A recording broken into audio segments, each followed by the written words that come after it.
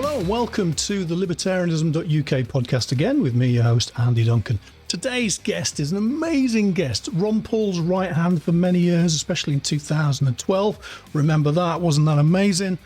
He's also he's a man for all seasons. He's an advocate for liberty, and he's also the president of the Ludwig von Mises Institute. I am, of course, talking about Jeff Deist. And look at him there, spectacular in Auburn, Alabama, which is amazing. And today we're going to be talking about libertarian strategy. Now, Steve Jobs used to challenge any problem with three kind of things. He'd say, why are we doing this? Then he'd say, what are we trying to do? And then he'd go, and how are we going to do it? I'm going to mix that up a little bit. I'm going to do what, and then why, and then how. So specifically, what are we trying to achieve with libertarianism? Why are we bothering? And given that we should bother, how are we going to achieve libertarianism? Anyway, hello, welcome, Jeff. Thanks, Andy. Good to see you. And you. So how's Auburn today? Auburn is definitely spring-like. Here in March, we have a nice early spring, as you can imagine. I always think of the U.S. South as kind of like Eastern Europe, right? That's how people view it. It's so some people don't like it. I love it. Yeah, I remember being in Auburn once in August, and I could hardly breathe. It was so hot. Yeah, August is a little different than March. Yeah, it's nice in Gibraltar as well. It has been cold and rainy, but in the last week or so, it's just got sunnier and sunnier. So it's just about perfect now. Apparently, it gets really hot in June and July, but maybe I'll go back to cold England then for a couple of months. Anyhow, so let's get straight into it. Now, the first question is, what are we trying to achieve as libertarians in terms of, are we trying to get towards Ancapistan? Are we just dealing with governments and trying to soften the effect of governments? Are we trying to just get to secession where the world is composed of 10,000 Liechtensteins? What do you think we're actually trying to achieve as libertarians? Well, if I have to choose between those choices, I'll take secession. in terms of what you just listed. The reason we're trying to create a more libertarian society is because it's essential to humans flourishing. And that's the bottom line. And by a libertarian society, I would stress that we're talking about an adjective here, not a noun. You know, libertarian is an adjective. It can apply to I like to use it in the context of libertarian policy, libertarian economics, libertarian politics. It's not an end goal in and of itself. I mean, a libertarian society could take almost any form. It could be a Buddhist society. It could be a Christian conservative society. It could be a freewheeling Singapore. It could be a strict Dubai. It could be all kinds of things, as long as it was executed in a way consistent with what you and I would consider rational government or economic policies. You know, Ancapistan, anything like that. Look, we understand that conceptually you have to have a goal, right? If you were to speak to a cancer doctor or a researcher, and he or she said, you know, our goal is the eradication of cancer from human life. You would understand that. You would understand that that is the North Star. And if you were to say, oh, that's ridiculous, that's never going to happen, that's not going to happen in our lifetimes, you know, why don't you guys just worry about the common cold? Why don't you just worry about doing rotator cuff surgeries more effectively or something? Stop with this pie in the sky about curing cancer. Never going to happen. Well, I think we would all understand that that's a bad or a shabby mindset. And so we have to understand, I think, conceptually what we're aiming for, what we're talking about, which is a freer society, and then move in that direction in bits, pieces, increments, but also defend against movements in the opposite direction in bits, pieces, or increments, but also great leaps forward, like I fear might be about to happen with some new banking bailouts and banking regulations. I mean, we have to play offense and defense. It's the same game. Yeah, one of my favourite, actually, libertarian societies I've ever come across, it was some monks in South Wales. And there's an island off the coast of South Wales, and it's got a Cistercian kind of monastery on it. And they run it like a communist society. They share everything, but they own the island. But it's all voluntary. I think that's the key to it. It's voluntary. And I'm perfectly okay with it. If they want to voluntarily work and share and own this island, absolutely fine by me. And I think secession is good because we can all aim toward it. Maybe not some of the Randians, maybe for some complicated reasons, but I think most libertarians can go with secession. Obviously myself, I just want pure Ancapistan tomorrow, nothing else will do. Sure. That's good enough for me. So, given that we want to try and achieve more secession and do little bits, we want to have better blood pressure monitoring rather than saving all cancers for the rest of time. What are the main challenges we face trying to achieve even those small things? Well, decentralization in many ways is the story of the 21st century. I would argue that the big political story of the 20th century was centralized states. In other words, if you look at the patchwork of Europe in the 1900s versus by the end of World War II and all of the redrawn boundaries, places like Germany, which used to represent multiple principalities and such. So the 20th century was a centralizing decade, a centralizing century in terms of the political landscape. And I fear that that has accelerated somewhat in the 21st. In other words, so many things which used to be decided at the local level became state or regional or national ultimately in most of the Western world, and then even international when we see organizations like the United Nations, the WTO, the IMF and World Bank. So that has been, I think, a terrible trend for humanity. I think Hoppe has written quite a bit about that. And so maybe the big political question of the 21st century is not so much socialism versus capitalism. And depending on who you talk to, you'll get very different answers as to which one of those two prevailed in the 20th century. You and I might say, well, socialism prevailed because we tend to view things from a really harsh libertarian standpoint. But a lot of people would say, well, come on, Jeff, the Soviet Union fell. Clearly, capitalism prevailed in the 20th century. So it depends on what kind of capitalism you're talking about. But maybe that's not the question of the 21st century. Maybe the question of the next century, politically at least, is where and how things are decided. In other words, does the world begin to look more like Switzerland with a subsidiarity system, or does it begin to look more like the EU, where a bunch of member states give up quite a bit of sovereignty, in my view, to some sort of centralized bureaucratic organism? And that's a real fight. I mean, the centralizers, the bureaucrats, are not the kind of people who give up easily or go away easily. But so that's a tremendous fight. That interests me, frankly, more than an ideological fight at this point. In other words, I don't have much to say at this point, given the hockey stick of human history and human well-being that roughly shot upwards during the times of the Enlightenment and then Industrial Revolution. You know, and anyone who can't see the benefits of private property, exchange, and capitalism, you know, we can quibble about the safety net, but anyone who can't see the benefits of that and is still calling for socialism or communism, which I consider kissing cousins, is somewhat lost to me, I think, rhetorically. So we need to, yes, still focus on persuasion.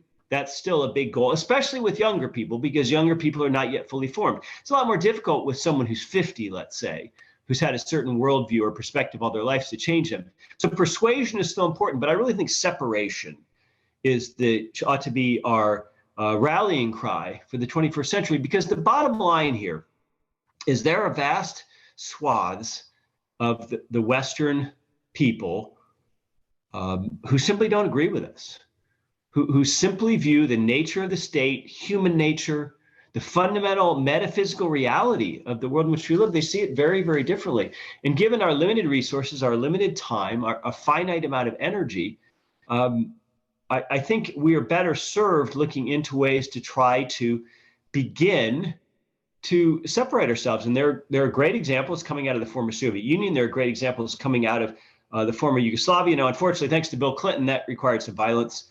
But nonetheless, all of these breakup movements, all of these independence movements, all of these sovereignty movements, and talk of secession need not be bound up in the purely American context of slavery and the Civil War here. That secession has a taint in the United States because of that history, but I'm not sure that it has that same taint in the rest of the world. And I know if you go and ask the Catalans, for example, they would say, hey, we got nothing to do with the Confederacy. We just want to be Catalonia and have our language and be Basque or whatever it might be. So that's a really interesting question, because the world, apart from politics, is becoming more decentralized, flatter, more of a network rather than a top-down type bureaucratic command and control structure. It's only government that is resisting this trend. And so that fascinates me. And so what excites me, Andy, is the idea of talking to people about a decentralized system that might have more of a win-win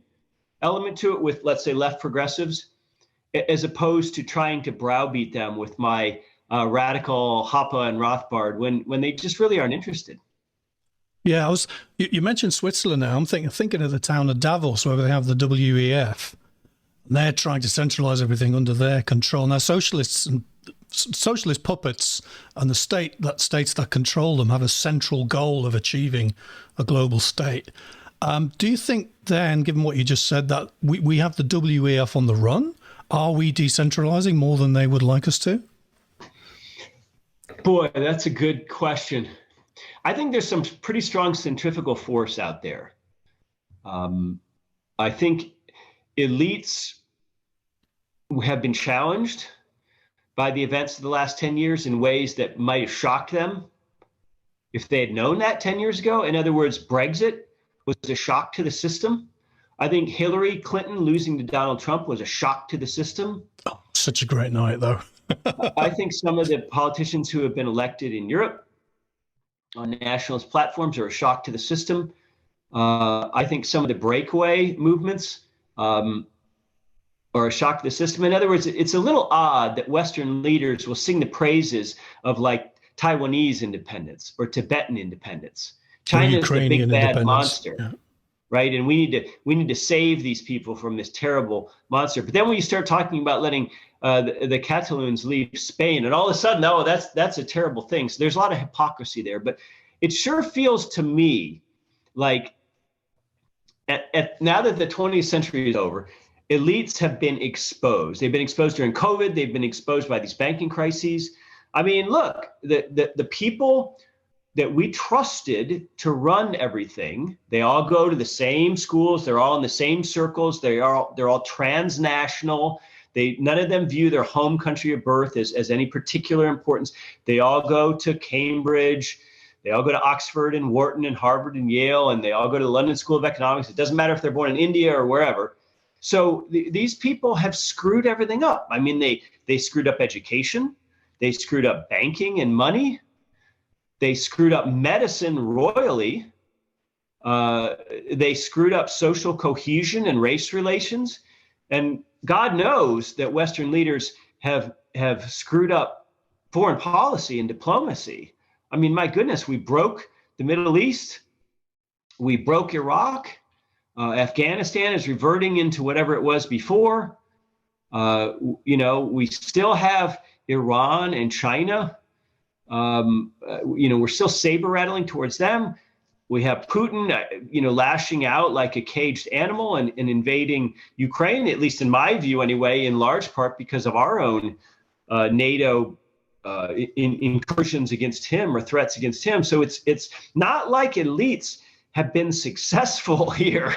Okay, that's first and foremost. And if not them, then who? And that elite failures are really, I think, the cause and the cri de coeur of populist revolutions. And I'm all for that. Populism is entirely justified when elites screw everything up. Yeah, I mean, I was thinking then, let's move into more the why then. So we've got this group of people. I mean, I welcome Catalonian secession, even if they're socialist, or Scottish secession, even if they're socialist, because I think the freer you are and the smaller you are, the more you have to work with liberty to get things done, just like in Singapore or Monaco or Andorra, all these really tiny countries. That brings us on to the kind of why. We've done the what. Let's move into the why. So you could run a hedge fund, you could run a private equity firm, you could attach yourself to a governor of Florida and become chief of staff in the White House within 3 or 4 years if you wanted. I run this podcast here, and I'm thrilled if I get 500 views. I'm absolutely overjoyed if I get 1,000 views on a video. But I could spend my time making podcasts on Manchester United Football Club, and I'd get 10,000 views, 100,000 views, maybe even 1 million views with about the same amount of effort. So why do we bother? Why do you bother? Why do I bother? Why should people continue pushing this libertarian message, even though we're such a tiny, tiny group of people? Well, first and foremost, we both have children and maybe someday grandchildren. I think that can't be emphasized enough. And the fact that this is a criminal matter. What's happening among governments around the world is criminal. This isn't a soft debate. This isn't about subjective aesthetic sensibilities. This isn't about chocolate versus vanilla. This is about the fundamental rights of human beings to live somewhat peaceably. And by that, I don't just mean in terms of foreign policy and war and peace. I mean peacefully within their own borders in some sort of reasonably laissez-faire system. I think Mises' two short books written in those interwar years, Nation, State, and Economy, and Liberalism. I mean, we have free copies of those in HTML format at Mises.org. You can read either one of those in, 2 hours, something like that. I mean, that really lays out the blueprint for what a liberal, in the proper sense of that word's been basically abused into meaninglessness, but what a liberal society would look like. And I know that you and I are Rothbardian Thomists, and we believe in some sense of natural law. I don't think that requires a religious perspective. And so if you believe in that and you see these gross injuries to that everywhere, you see this positive status law where governments are the anarchists. Governments are the lawless entities in society, constantly remaking the rules, ignoring the rules, avoiding the rules. I mean, that you want to talk about anarchism, we have state anarchism in the more traditional sense of the word lawlessness. In other words, when a state is not bound by its own people, by its own legislature, by its own constitution, by its own rule of law, when a state can basically act as it wishes. I mean, look at the Swiss government over this past weekend. By legislative fiat, they just eliminated the rule that says UBS shareholders have to vote on this buyout by Credit Suisse. Or am I getting that backwards? Excuse me. Credit Suisse shareholders have to vote on this bailout by UBS. So they just vitiated that law over the weekend. Now that is lawlessness. That is state lawlessness. And that's the problem. So I think the reason we do it, Andy, is because as human beings, we see this and it moves us to do something about it. I hope, Andy and I aren't 29 anymore, let's just say. I'm 27, actually. Yeah, okay, I'm 30. But I hope that if either one of us were to see an old lady being mugged on the subway platform, we would go physically try to intervene, even though we might get hurt or whatever. And that's sort of in a nutshell, I think what's happening in the macro sense. There's something about how we're wired that wants us to, and I don't want to say we're particularly noble. I mean, I think people on the left view the world in terms of justice and oppression, and they think that they're morally correct and all that. So we're not the only ones with this perspective, but nonetheless, we've seen what happens in the 20th century when states go sideways, and we have a duty and obligation in the future to prevent that. Yeah, I'm thinking as well in terms of there's a prophet in the Bible. I don't know, you maybe read this Albert J. Nock article about the prophet Isaiah. Mm-hmm. And he said to God, "What do you want me to do?" And God said, "I want you to go and prophesize my religion to everybody. It's not going to do any good, but do it anyway, because you might catch a small amount of people, a remnant of people, to help push our message." Now, going back to Murray Rothbard and one of my favorite books, which is Conceived in Liberty, the American Revolution, which was an amazing thing.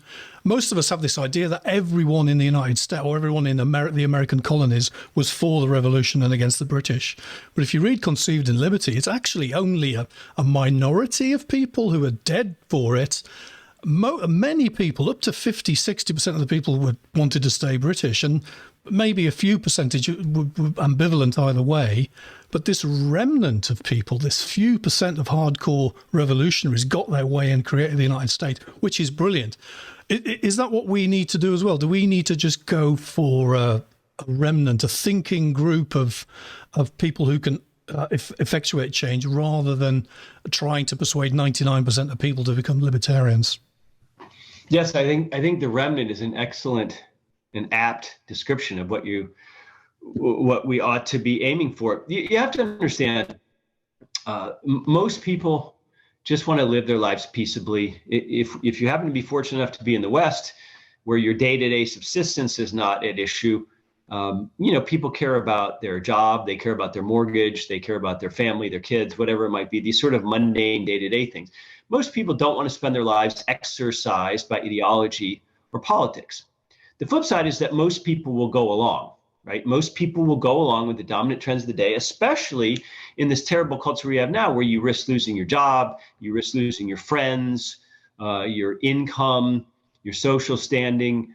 So that's scary. That's a very authoritarian trend in society, which we ought to push back against. But yeah, I think the idea of a remnant is critical, because your example of the American Revolution. I mean, yeah, some of the loyalists went to Canada or other places afterwards, but most of them just stayed. And we got rid of the king, and we ended up growing a government that's far bigger and far worse in pretty rapid order. I mean, even in the 1700s, but certainly as you got into the 1800s, we probably would have been better served by a king who was farther away, quite frankly, because regardless of the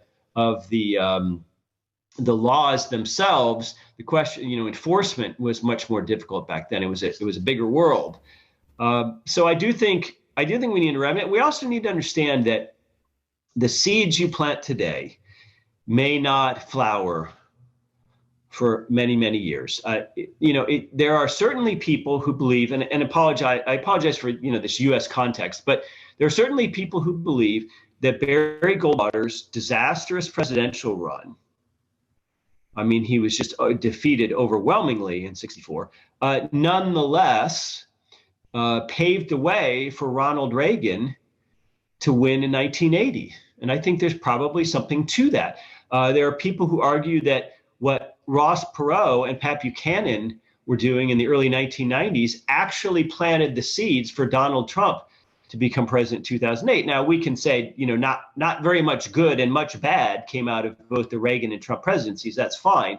But nonetheless, those were shakeups. And what both of those elections did was they shook at their core, on a psychological level. Both of those elections shook the left and shook them out of their sense of inevitability.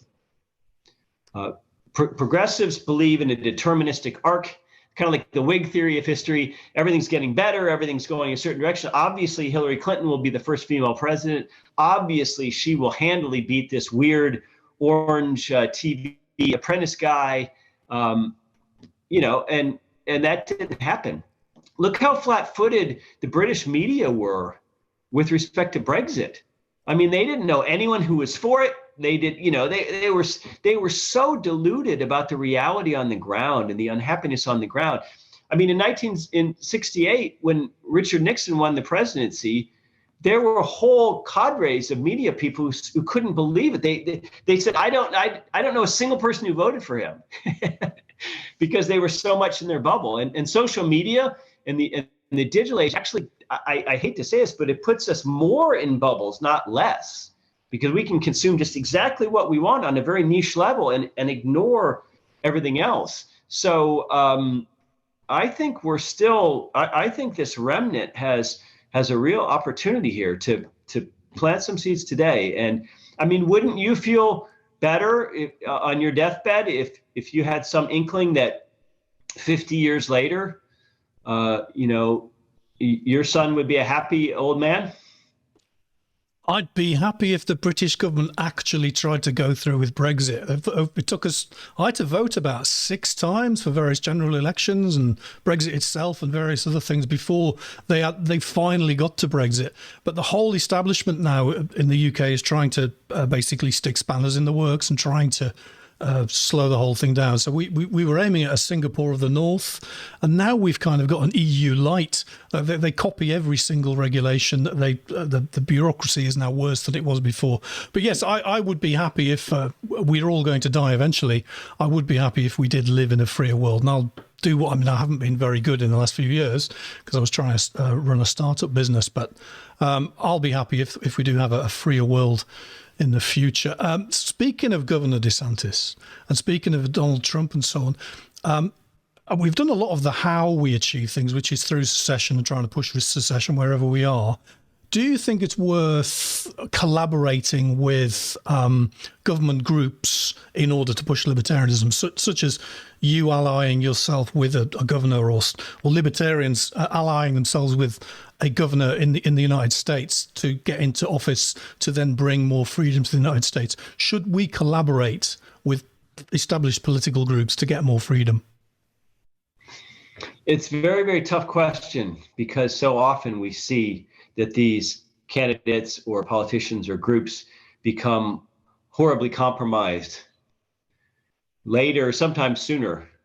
You get these people in office, and Donald Trump gets into office, and I mean, I'm not a voter personally. I didn't particularly support his campaign, but I certainly cheered him against Hillary. I had a rooting interest, as they say.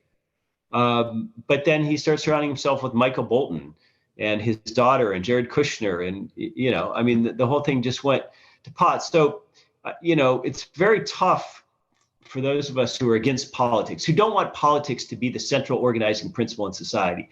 It's very tough for us to get enthusiastic about anything. But Ron Paul, I think, was an exception to that. He was a messenger. A lot of people got enthusiastic about that. A lot of people enjoyed that time. A lot of people developed social contacts and friendships through that time. A lot of people were introduced to Rothbard and the Mises Institute as a result of Ron running. A lot of people heard about Hayek and Austrian economics. So I do think some good came out of that. I'm not as high on DeSantis as some people I know, but I think you have to be strategic. I think you have to be willing to do what you have to do. But I really encourage that at the state and local level. That, to me, is where the action is. I would much rather have a bunch of renegade governors pushing back against DC authority than to try to capture the U.S. House or the U.S. Senate, the presidency. I think it's too late for Washington. I think the dollar's too far gone. I think the entitlements that we've promised people in the future, I think that's just too far gone, and we can't vote ourselves out of that. I think the defense budget and the wars we've gotten ourselves into, too far gone. And just the incentives, the kind of person who can actually get to Congress in the House or the Senate, and the incentives they're presented once they get there. I just think we have to turn our backs on Washington, D.C., in the way that Westminster should have turned its back on Brussels, and start looking more locally. And I would love to see that even pushed down to the cantonal or city level, like the Swiss do, or they used to do, under a principle of subsidiarity. Yeah, they have a horrible government in Bern, which is just, it wants to be in the EU. It's always trying to get the Swiss into military missions abroad. The cantons and the people don't want it, but the federal officials in Bern desperately trying to just be part of this kind of a world government. I mean, we've had this since Roman times. The reason the Romans got into Britain was because various British lords and kings welcomed trade deals with Rome and let the Romans land. So this has been going on for a long time. Talking about Ron Paul, the Blimp was my favourite thing. You remember the Blimp? Oh, I mean, a tear comes to my eye thinking about the Blimp. When I first saw it, that was brilliant. The best thing I've ever seen was Ron Paul's Blimp. Talking then about coming to the end now, I've only got one more real question to ask you, and that's going to this local level. What would you advise? I mean, you're running the Mises Institute. You're pushing out books. You're doing all sorts of things. We're doing what we can on the Libertarianism.uk website. If there's any libertarians watching this, wherever they are, and they're not currently doing anything except watching videos like this, what's your advice to them on what they should do individually to help push this mission so that when they're on their deathbed, they can rest happy? Well, apart from connecting with other people, that's so important. It's so important not to feel alone or isolated on a psychological level. And it's easier than ever to connect with people now in any place, digitally, online. So I think that is important, because I think we all can feel despondent about politics and the landscape out there. It's easy to feel despondent, and despondency, I would argue, or pessimism, is a form of cowardice that we can't afford. We need action. So connection is important, but right up there with connection is, try to personally live your life in a way that you are a person worthy of listening to and being a leader, whether that's in business or a particular career or a profession, or if you're at home, making sure that your kids are homeschooled or competent in all kinds of things so that they'll go out and be leaders in the world. I mean, there's all kinds of ways that as individuals, even in our business lives or whatever, we can touch the world in favorable ways, but we can't do that. Let me just say, if we're losers, if we don't make much money, if we're sitting at home, if we're a 22-year-old who's failed to launch and is sitting at home on Twitter all day, but still living at home, or that sort of thing. I mean, that doesn't work. We have to we have to go out there and be business leaders. We have to have our own positions of influence in politics or in business and banking and lawyering and doctoring, whatever it might be. We've, almost by default, we've let the wokies take over whole industries. And it takes some courage, but I think we need to be out there strenuously pushing ourselves into every corner of professional and business life. Yeah, I remember, I think it was at the PFS conference one year, and somebody asked Stefan Kinsella, what should I do as a libertarian? And he gave a great answer. It was get rich, to both to protect yourself in the future and also to use that money to help push things out, other things, Absolutely. Sponsor a book or whatever it is. It was a great answer and a nice succinct answer. Okay, I think that pretty much brings me to the end of my questions for you. I was just wondering, is there anything at the Mises Institute at the moment going on which you'd like to tell everybody about? Well, our graduate school has really been something. We created this a couple years ago, purely online. This is a purely Austrian master's degree in Austrian economics. Okay, real economics, hardcore stuff taught by people like Peter Klein and David Gordon and Mark Thornton and names like this. And you don't have to move, you don't have to uproot your life, you don't have to take out any loans. It's very affordable. It's an incredible online master's. But here is the catch. The catch is that this is graduate level work in econ. So you don't necessarily have to have had an undergraduate degree in economics, but you have to certainly have some chops. This is, again, master's level work, and it's about 20-hour-a-week commitment. So if you have a busy job or a family or whatever it might be, but you need, in my view anyway, I mean, if you're super smart, I guess it would be less, but in my view, you need about 20 hours a week. So if you go to our website and just look at the homepage, and at the top, you can find the program and send that to people, bright young people, because it's a real alternative to either learning no economics or learning bad economics at these overpriced universities. Yeah, getting a degree in economics, I knew a guy who tried that a few years ago, and it was just maths and Keynesianism. There was no economics in it. It was calculus and Keynesianism. Yeah. It was just, and he struggled with that, so I had to drop out of that course. So, and also as well, are there any great books that are coming out from the Mises Institute at the moment? Well, there are. They are. But not to hand, obviously. We have Per Byland's book, How to Think About the Economy, which is a primer. And we tasked Per, who's a brilliant guy, with making it shorter than Hazlitt's Economics in One Lesson. And he succeeded. So this is the thin little book. We give these away for the most part. It's also in HTML on our website. So this book is absolutely the book that you ought to be giving your friends and family, your normie friends. And just almost hot off the presses today is my new book called A Strange Liberty, which is available at the Mises Institute bookstore. It's available on Amazon, A Strange Liberty. So it's sort of my political polemic about how politics has dropped its pretenses. In the old days, we used to say democracy created this compromise down the middle, and not, both sides didn't get everything they wanted, but we sort of lived with it. And back in the day, that was somewhat true. People would have a picture of John F. Kennedy over the fireplace, whereas today the politicians don't even pretend anymore that they represent the people who didn't vote for them. As a matter of fact, they're quite open about their desire to vanquish the people who didn't vote for them. So this is an anti-political book that's got some great stuff in it, and I'm biased, but at any rate. Yeah. I mean, you spent so many years in the swamp of Washington. I don't know how you got out alive.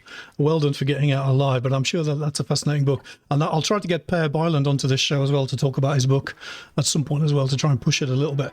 Okay. Yes. I think we're pretty much out of time now. So thank you again for coming on. I know you're a very, very busy man, and I'd like to thank you for your time today.